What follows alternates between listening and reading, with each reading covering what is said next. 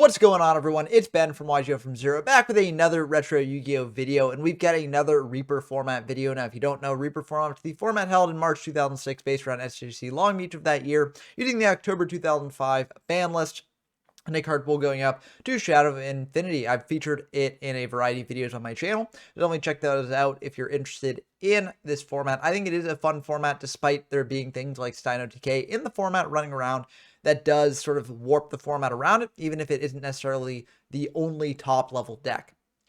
But speaking of decks that are not top level, we've got a Dark World deck here that we're going to be playing. Now, if you want to know how I came to this particular build and a card by card of this deck, definitely check out the video that I released yesterday, which is basically just going through the process of building this deck. Because with Dark Worlds, there are many different ways to build it, and this is sort of the build that we settled on. But basically, the basic idea of this deck is to discard our Dark Worlds, special summon out big 2300 beaters, and also control our opponent's hand with things like Drag Down and Mind Crush and things like that. The deck isn't perfect by any means. Like, testing is a really important part about, refining decks further.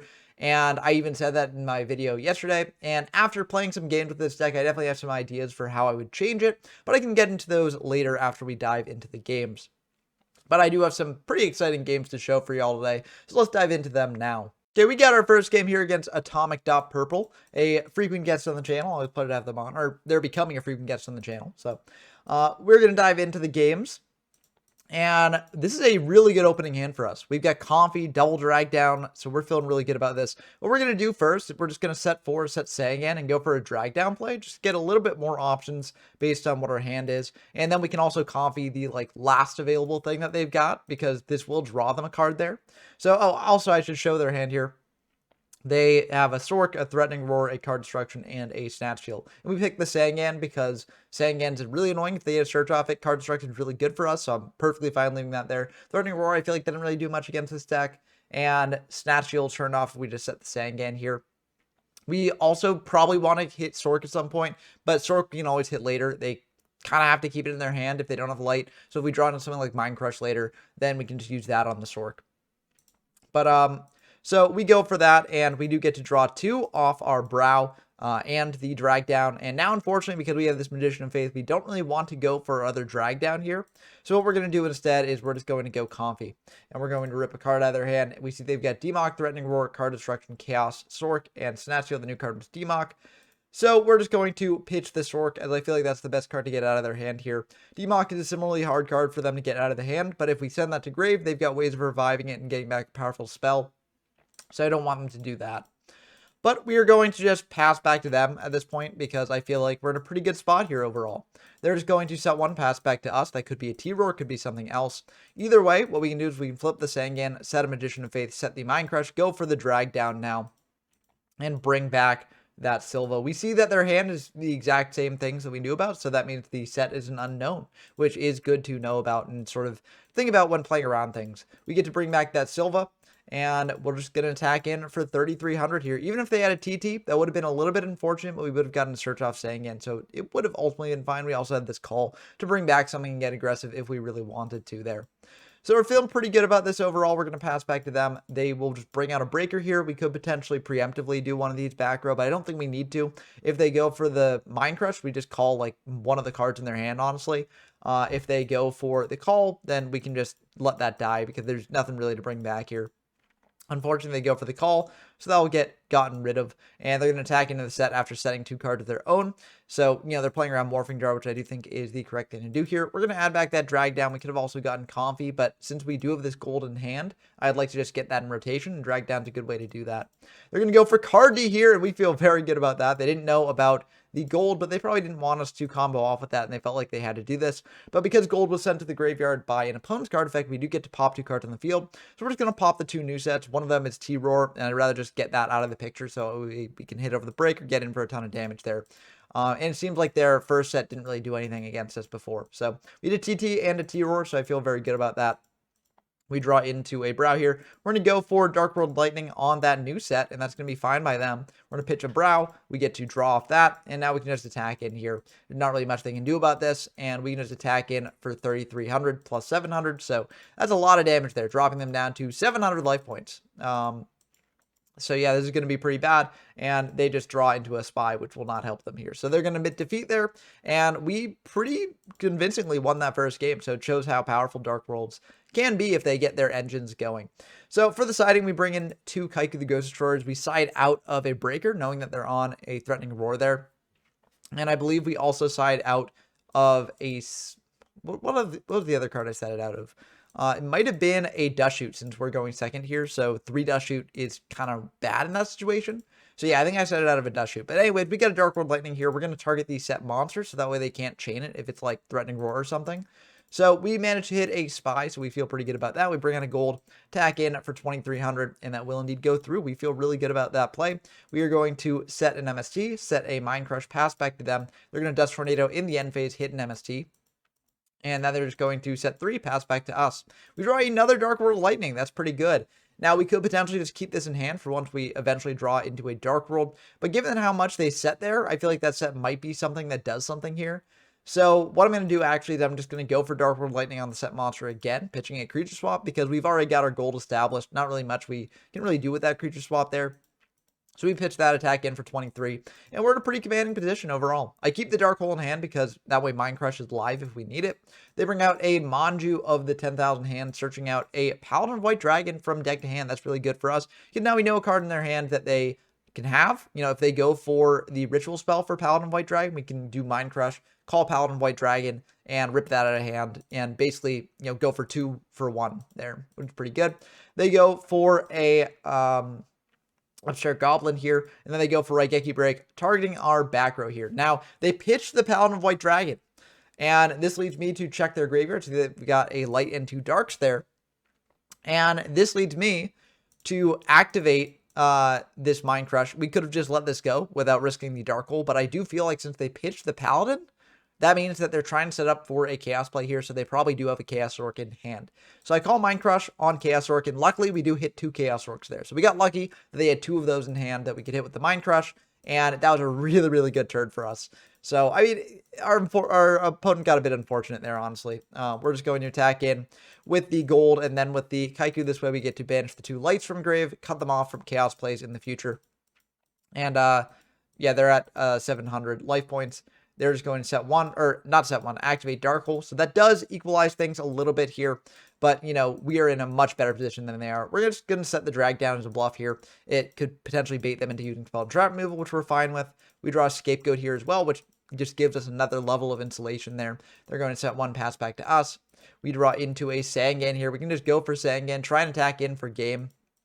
And that will not go through, but they have to use a Sako on that, so we get a search. We're going to search this Brow because, you know, we want to have something to potentially discard here. If we want to do drag down or something like that, we get a draw off Brow, and that's pretty good. So they're just going to set 1, pass back to us. We draw a Trap Dust Shoot there, which is not really the best at this point. We're going to go for Dark Hole just to wipe away their set, because this way we can hit him with the Brow for potential lethal. And we managed to hit a Sangan. So they're going to search out this Manju here. And because they do that, we're going to set the Dust Shoot. We're going to go for this drag down because we get to draw 2 cards. So it's very likely that we do get a way to win here. And we draw Moth plus Call. Now, what we could do is we could set the Moth, get back a powerful card, and then hope that that's enough. But I kind of just want to get aggressive. If they've got like a Mind Con or something, I don't want them to take them off and then get back a powerful spell of their own. So what I'm just going to do here is, it's kind of a weird play, but I'm just going to attack in with the Moth for 300.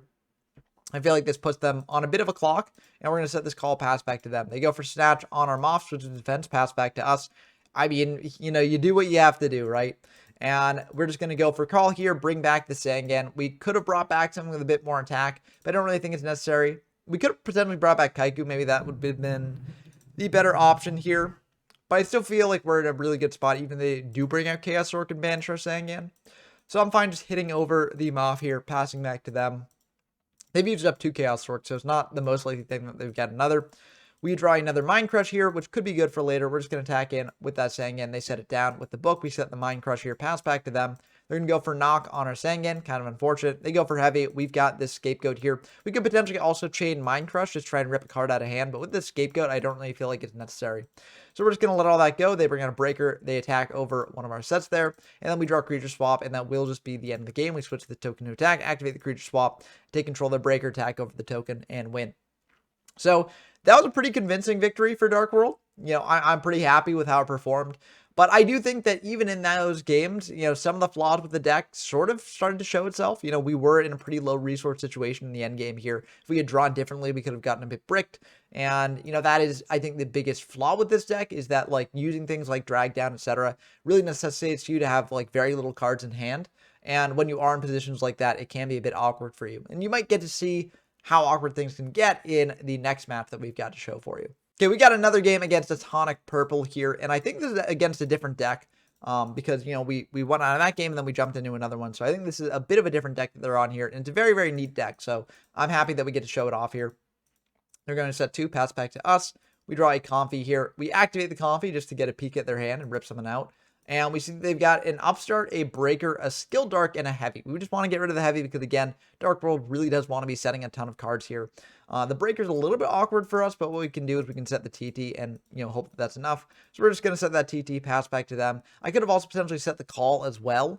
But, like, I don't want them to, like, blind snipe the TT and then get the value off the Breaker as a follow-up summon. So, if they do have the blind snipe with the MST or the Dust, I'm fine just letting this TT die here. And then we can deal with the Breaker or something in our own way. They're just going to flip up a Spy here, bring out another Spy. And we could potentially fire the TT here, but knowing that they've got 2 other beaters in hand, and also seeing that they brought out the Spy in defense, this makes me think that they're going to summon out another monster here, so I can hold the TT here. They bring out a monster indeed, and we go for the TT there. They go for a Call, bring back that Skill Dark just to get the aggressive pressure going. They go for an Upstart as well to get a counter on that. And now they've got some Toon Table of Contents here, so they're able to, put 3 counters on that, tribute the Skill Dark Magician, and bring out a Dark Magician from deck using the red alt art. Very, very cool. They're going to attack in for 2,500 here, dropping this down to 5,500, and then they'll pass back to us. We draw a Drag Down, which isn't the best here, but it's not the worst either. Because what we can do is, if they pick the DMOC, we've got the Call here to bring it back later. And they might not even pick the DMOC because, just getting engraved, if we've got like a pre-mat or something here, we can just bring it back immediately. And that's a really powerful card. So they're going to pick the gold because gold doesn't actually deal with the Dark Magician here. So I think that makes sense. We take the Breaker because we don't want them to break our Call the Haunted here. And we see they've got a Toon Table Content and a Kaiku in hand. So they're going to draw a card off that. We go for Creature Swap here, taking control of that Dark Magician, attacking over the Dark World over there. And we've got a bit of a choice here because we do now have a level 7 monster plus Metamorphosis in hand. So what we could actually do is we could actually go for meta on the Dark Magician and go into a Last Warrior from another planet. So that would be an option to shut down their summons. But I don't really think it's necessary because, there are many ways that they can deal with Last Warrior.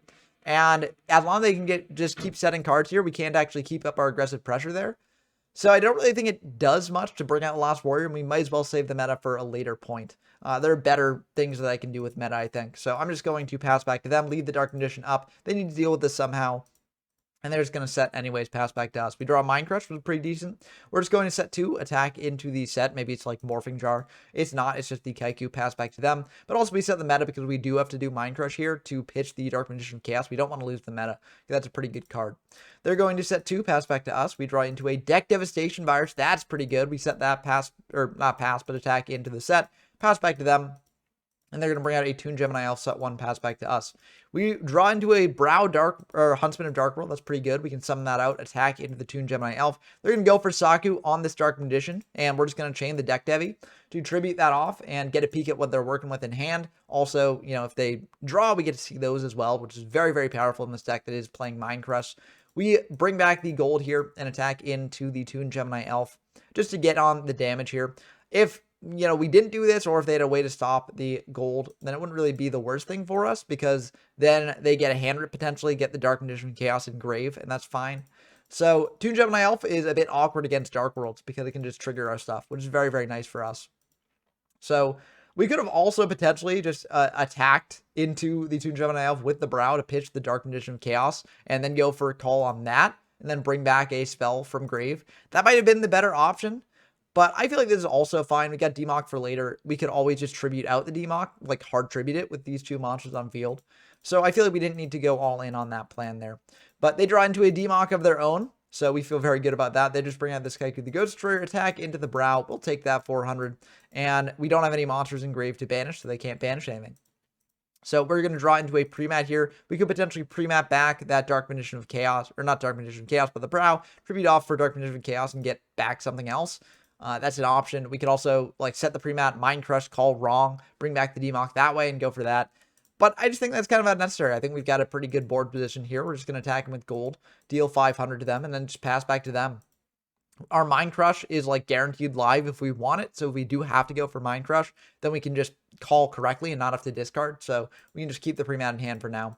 They're just going to set one. It was the Solemn. We might have wanted to Mind Crush that in hand, honestly, just because it can stop our plays. But we got a pretty good setup going on here. And we've got multiple things to do if we really need them. So I don't think we need to Mind Crush the Solemn. We can save the Mind Crush for something else later. So we're just going to bring out this Brow, attack in for 3,700, and just get the screws on our opponent. We could have also gone for a pre-mat here to bring back the, Brow. We could have also gone for set pre-mat, call incorrectly with Mind Crush, pre-mat back the DMOC that way. Maybe those would have been better because, the other backer that they have here that's not Solemn is probably dead. If they Solemn at any point over that combo, then we can just kill them because they drop down below half their life points. So, maybe we should have done that, but I feel like we can just play it safe here. And it looks like that does pay off for us because they just bricked on that Dark Magician there. We're going to dive in to game 2. And for this game, I didn't really side anything differently. I was like, okay, the deck seems pretty good against their deck. Dust Shoots are really good against Dark Magicians and stuff like that because those can brick in hand. So I feel like we don't really have to change anything up here. They're going to go for TTC on a Toon Gemini Elf here, bring out a Kaiku, set 2, pass back to us. We draw into a creature swap, which is pretty good. And we're just going to set our whole thing, except for this card destruction, and go for the card destruction here to get a draw and a summon off the gold. So we feel pretty good about that. So we draw 3 there as well, and we get to bring back this gold. And yeah, we can go for a Dark World Lightning on one of those back rows as well. They go for a Magical Dimension here. So that's a bit interesting.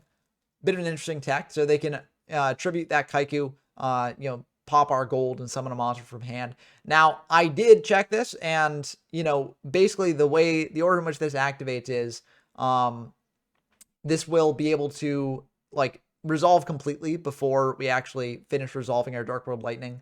So, yeah, we won't really be able to do much there. But they are able to bring out this Injection Fairy Lily and pop our gold there.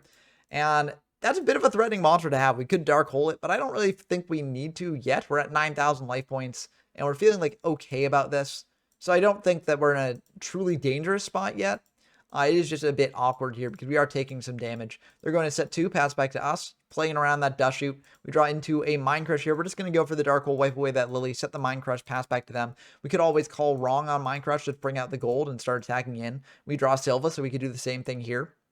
I think we can hold it, though, because, getting a beater on field's fine, but we're spending 2 cards to get that on field. And if they've got other ways to stop our stuff, then we just kind of lose to that. So I'm fine just holding it here. They're drawing slowly but steadily into Dust Shoot range. They started out a Toon Gemini Elf. We could go for Mind Crush here. I don't really think we need to Mind Crush the Toon Gemini Elf, which turns on our Dark Worlds.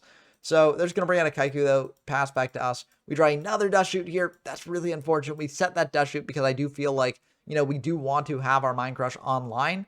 If they do just try attacking in, we want to be able to call something wrong.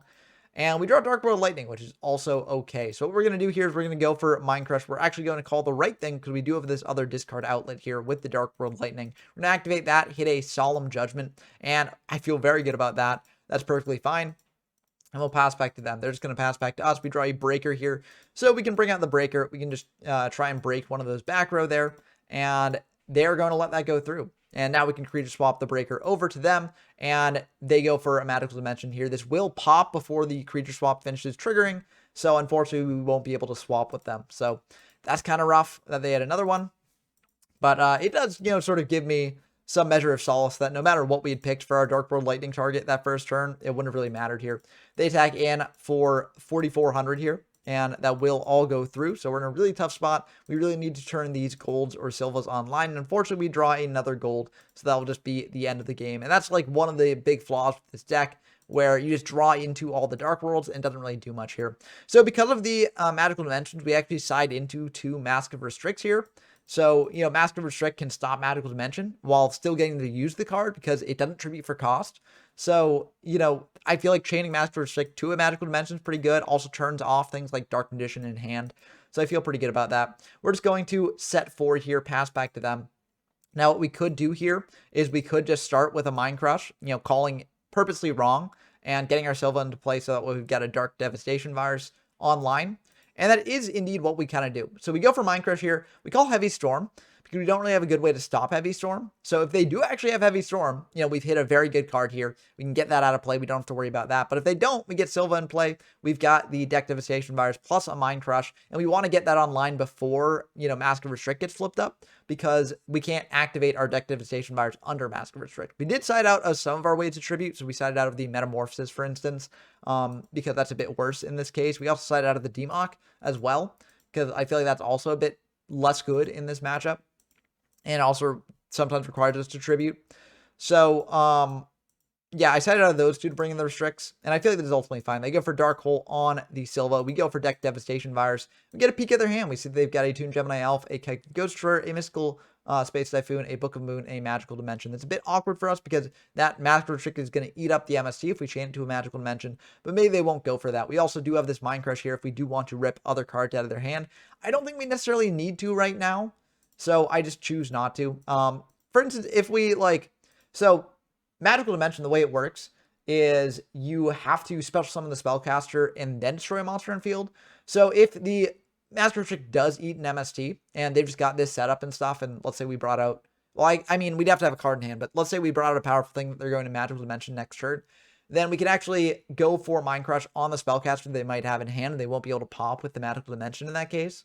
So we've got multiple ways to play around the Magical Dimension there. They're just going to bring out a Toon Gemini Elf, set 3, pass back to me. And we are perfectly fine with that. We're going to think about this because, again, we could just go for a Mind Crush here, calling the wrong thing, and then bringing out a Gold or a Silva, but they've got ways to deal with that. So I'm just going to pass back to them. And they're going to draw. They draw into a Toon table of contents here. We go for Mind Crush on the Kite of the Ghost Destroyer there, because we don't actually want that to hit the field, because, you know, we don't want to lose the Silva engrave. Maybe I could have just waited on that, but I feel like just cutting them off of, you know, valuable monsters is good. They search out another Toon Gemini Elf there, and they're just going to pass back to us. We draw a Mind Crush here, so that's pretty good. We can set that, pass back to them.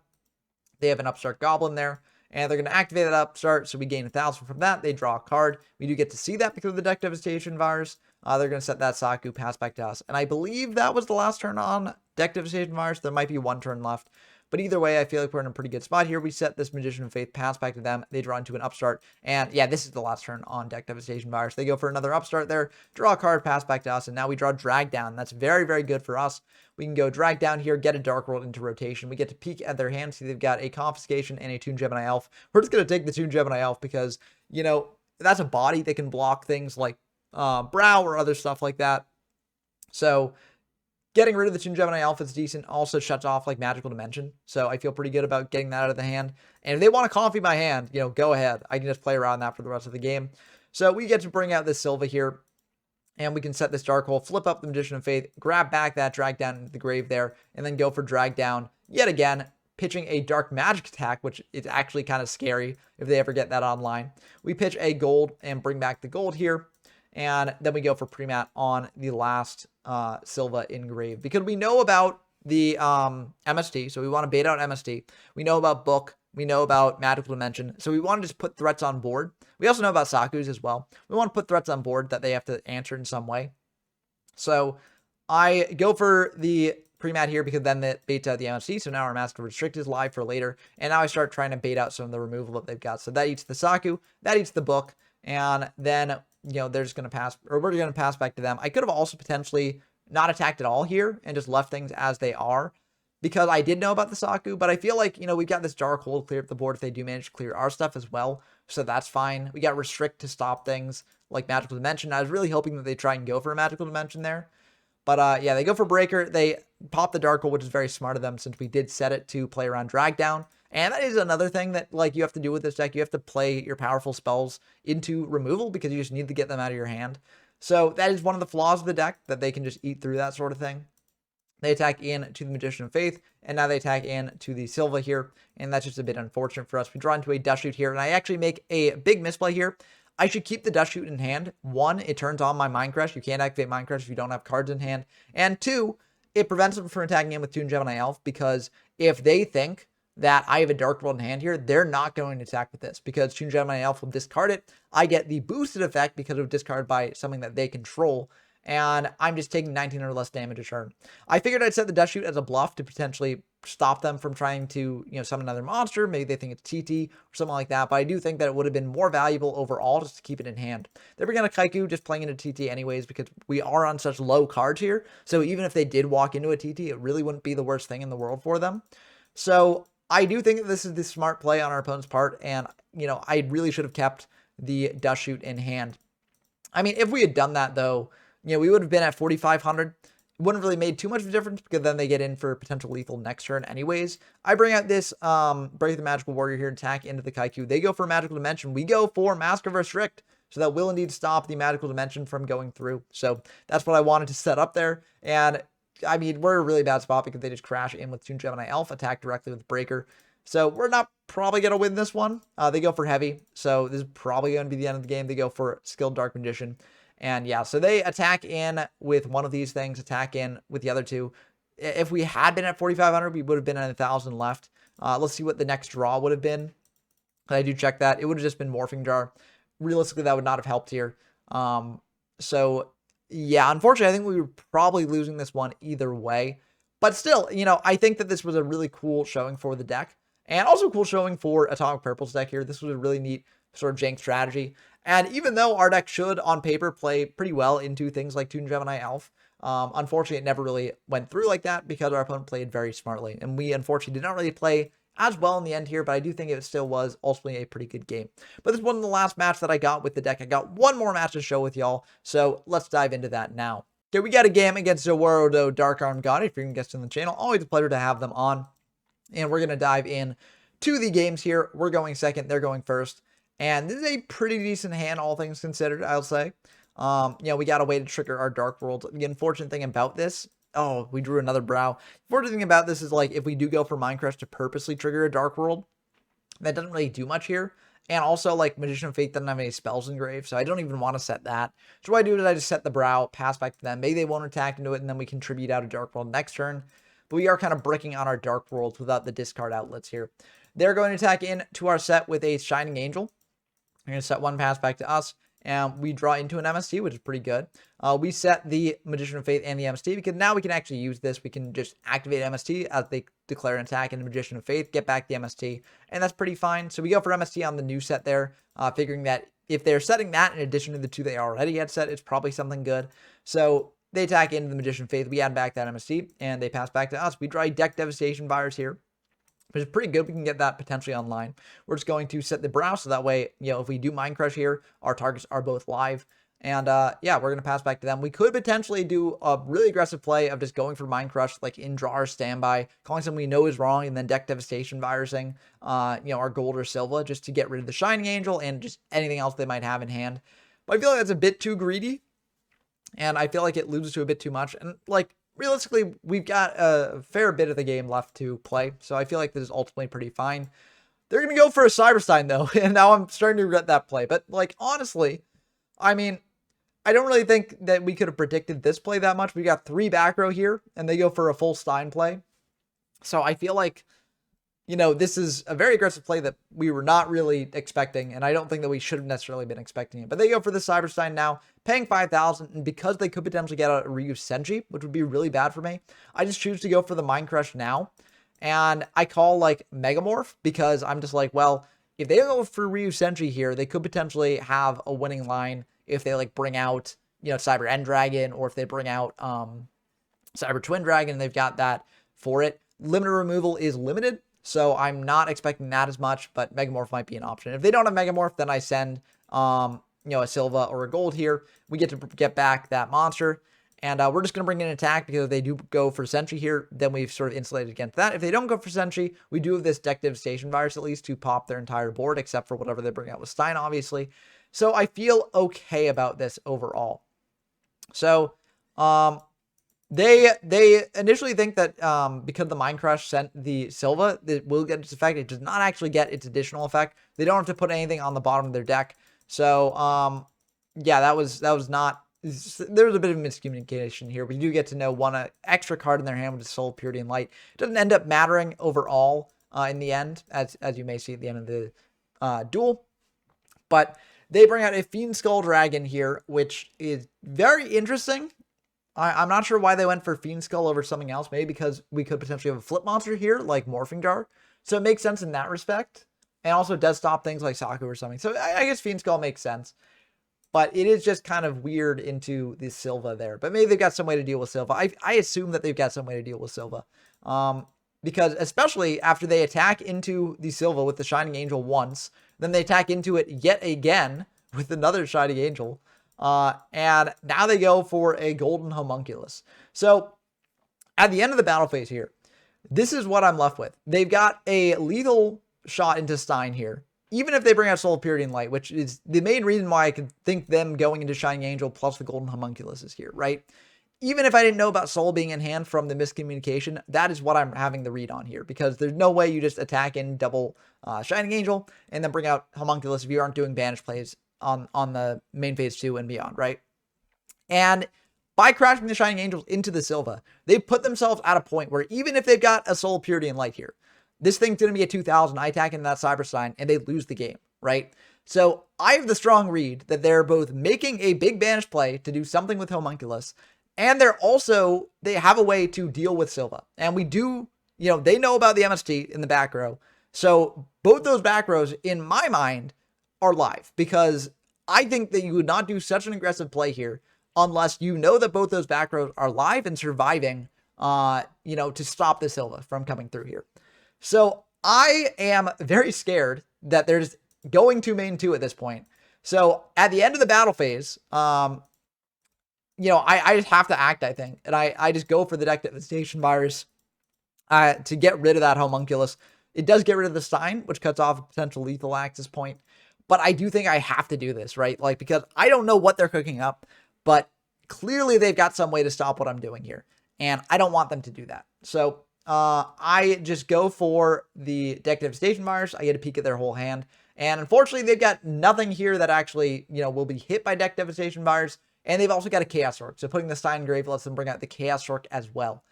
So it really backfires for us. But I do think that, in all honesty, like, given their plays, it made some sense to do that, because I didn't know what they were cooking up there. And they knew about the MSG too. So like, I don't know what was going on there exactly. But this does turn on their, big banish plays here, unfortunately.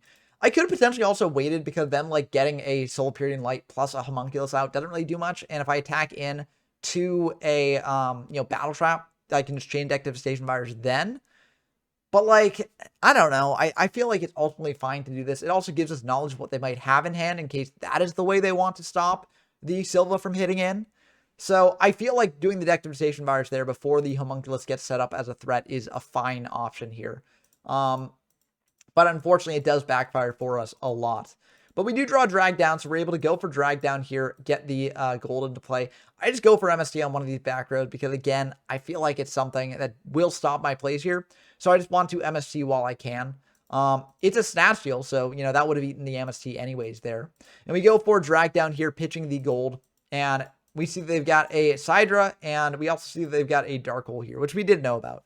I actually choose to send the Dark Hole here. And this may seem weird, but I figure, if they are ever in a position to use either the Dark Hole or the Sidra, I'd rather them not get board presence. And also, I'd rather them not get another Light Engrave to trigger any banish plays later on. So I'm just going to hit the Dark Hole out of their hand. I think that is honestly the correct pick, even though it's a bit awkward here. And I draw into a Comfy here. Not the best, but we are able to attack into the Soul Purity Light. We're able to go for a Comfy now, just rip another card out of their hand potentially. We see a Torrential Tribute and the Sidra. So we hit out that TT. Honestly, I think we messed up here because I should have seen that TT from the Deck Devastation Virus, because Drag Down does draw. So I should have been able to see it and know if I wanted to Comfy beforehand anyways. I think I probably still would have gone for Comfy there, because, just hitting a TT is very good. Because, again, if we want to mount any pressure against what they've got, then it is a way to get back into that. But, I don't know, maybe that was a bit of a mistake. But they're going to banish the gold there. And then they're going to go for a Return from the Different Dimension, bring out a Shining Angel, a Homunculus, and a Cyberstein. So that's going to be at 1,800, 3,800, 5,200, 5,900. But if they tribute over the Chaos Orc, then that is actually a lethal 7,000 damage there. So I mean, they didn't do it, but I admitted defeat at that point. But yeah, they actually did not have lethal that turn since they did Cyberstein. It's just I didn't see that they tributed the Cyberstein. I thought that they were about to tribute the Chaos Orc because that would have been lethal damage.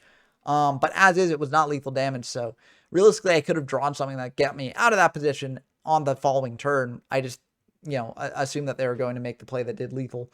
Either way, I should have lost that one. Like, by all rights, I lost that one, so I'm fine just admitting defeat because, again, when I test out these decks, I want to test it against, like, the sort of, like, best case scenario that my opponent's deck's doing because I feel like that gives us the most information on how good the deck is, and realistically, this deck lost that first game, right? I think part of that might have been how I played that game, but at the same time, like, I don't know. If you see that sort of situation there, like, I don't know, it's easy to get spooked in that sort of case, but maybe I should have just kept a cooler mind and not gone for that sort of thing. Anyways, we're going into game 2. I believe I bring in the Kaikus here and bring out the Demox, and I forget what else I brought up besides the Demox. I definitely kept in the Dust Shoots because we are going first. But either way, it doesn't really matter here in the end when we go through the game. We're just going to set 4 pass back to our opponent. They are going to ask if the standby is good, and it is indeed good. They go for a Rhoda here, and they're going to search out the Freed, and then they'll be able to summon out that Freed potentially and do stuff, or they're just going to set 1 pass back to us. We draw a Comfy here, which is pretty good. We're just going to go for a Comfy, just get a peek at what we're working with, because we get this DD Warlord in case the set's like Sangan or something. And we see that they've got a Chaos Orc, Double Shining Angel, a Soul Purity Light, and a Freed here. Bit of a weird one, but we're actually going to send the Soul because they don't have a Dark to turn on the Chaos Orc yet. So we're just going to get that Soul out of the picture there. It does, start to trigger Freed a little bit, but I feel like we're fine against Freed. We do have this Mind Crush as well to do things too, but I really want to use Mind Crush on just that Shining Angel, which is part of why I went for the Soul there. We flip up this DD Warlady, summon out the Brow, hit into the set is a Dekoichi. They do get a draw off that because, even though it's banished, they get the draw, but it's a Dark, which is why I went for this. So they get a draw there, they draw another, and now I go for Mind Crush, calling the Shining Angel. So we send those Shining Angels there. And yeah, I mean, like, that was the plan that we did, and we wanted to do that at the beginning of their turn because, if they had drawn into a 3rd Shining Angel, we wanted to get that out of the hand as well. So they go for an MST on one of the back row. They hit a creature swap here, which is a bit unfortunate, but honestly, probably better that we kept the Dark Hole. And they're going to go for Freed, attack into this Brow, deal 300, pass back to us. So we draw into a gold, which doesn't really do anything here, but I don't think we need to Dark Hole the Freed just yet. They might commit something else to board and attack in there. And I don't really think they can kill us too easily here. So I'm fine just, going for this. They will just attack in for 1700 again, and they'll pass back to us. We draw into a Brow, which isn't really the best, but we keep that in hand. We could have potentially set it as a chump blocker. But again, I don't think they can kill us here. Even if they bring out, like, Chaos Orc. Oh, if they bring out, like, well, they don't have a way to bring out Chaos Orc. So if they bring out, like, Soul Purity and Light, that's 3,700. But we know the other card in hand's, like, Chaos Orc. So I feel like we're in a pretty good spot either way. They're going to go for a turn, though, here. Bring out a Dekoichi. And now they are able to get that Chaos Orc online by tripping out that Dekoichi. Bring out the Chaos Orc there. And that's just going to be the end of the game, unfortunately. I do think that, oh, well, they got a Soul as well, so it wouldn't have mattered here either way. If we had Dark Hold the Free last turn, yeah, we were just losing this one either way at this point, because this is going to be a Homunculus with, how much? 2,700, so 4,700 plus 2,300, so that ultimately adds up to 7,000 total, not even including the Freed. So even if we had, killed the Free to turn earlier, we still would have been in a bad spot. If we had killed the Free to turn earlier and, done something with the Brow, maybe we would have still been in this one. But with this hand, I feel like it was still a rough spot to get out of. That Homunculus is just going to be too big for any of our stuff to beat over. And we don't really have the best ways to out it if we had used the Dark Hole already. So, yeah, unfortunately, we are losing this one. And it does show one of the big flaws with the deck. Bricking on the Dark World monster themselves without a good way to actually get them into rotation. So, we did have the Mind Crush. We could have potentially used Mind Crush called incorrectly on purpose and brought out these things, but then they get the Shining Angels into rotation, do stuff with that. So I don't really want to play into that much. So I think we played this one fine. It's just like the deck has some inherent flaws here. I'm not going to defend my game 1 against this deck because I think that one, you could argue that I threw that one, but I do commend my opponent on the mind game there because I think they knew that we knew that, if we attacked in a Stein, that was lethal. So I think they were like basically banking on us, panicking in that sort of situation and going for that sort of thing, or just not attacking the Stein at all. So, if your opponent is able to sort of pierce through this deck, then it can be very good.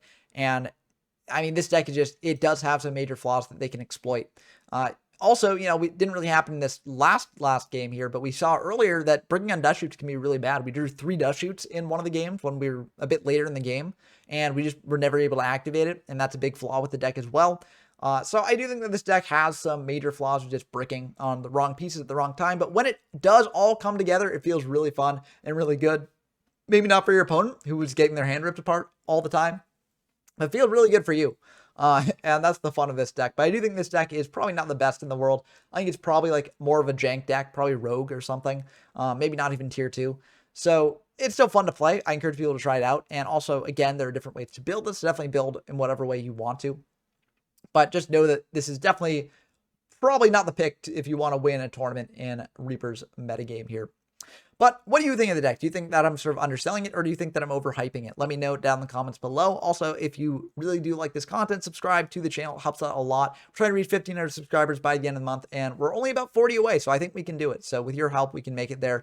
And as we grow, the community grows, and we get bigger tournaments and locals and things like that. So it really helps out if you subscribe.